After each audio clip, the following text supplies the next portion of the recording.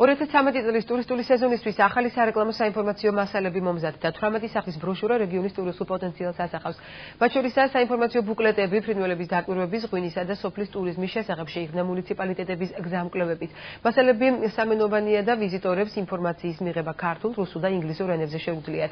წელს პირველად დამზადდა სამმაგი რუქა, რომელზეც საქართველოს გეოგრაფიულ ადგილებთან ერთად ბათუმისა და აჭარის ღირსშესანიშნაობებიცაა დატანილი. Salge ბროშურის სახით გამოიცა ქობულეთის რუკაც, სარეკლამო მასალებზე აჭარის ტურიზმის დეპარტამენტმა 50,000 ლარზე მეტი დახარჯა.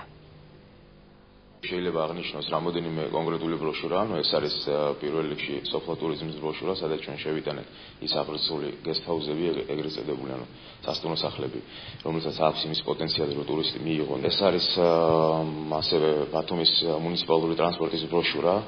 Am შემთხვევაში ჩვენს ტურისტს ექნება სრულად ამომწურავი ინფორმაცია იმის შესახებ, თუ რა სახის ტრანსპორტი მოძრაობს, რა მიმართულებით, რამდენი და ასე შემდეგ.